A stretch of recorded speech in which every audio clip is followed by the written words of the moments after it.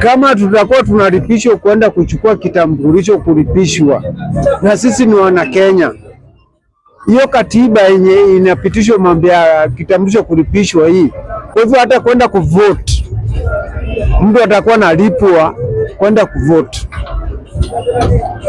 Sababu kitambulisho umelipishwa, serikali inakulipisha kwenda kuchukua kitambulisho.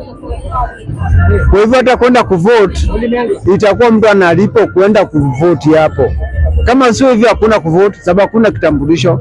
Wakati wa Moi kitambulisho ilikuwa ni bure.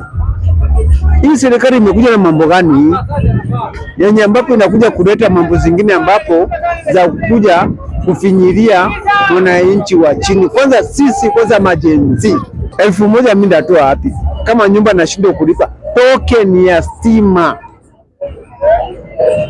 ni 50 bob, lakini siwezi kuweka. Tafadhali hii kitambulisho rudi wakati wa Moi ilikuwa ni bure.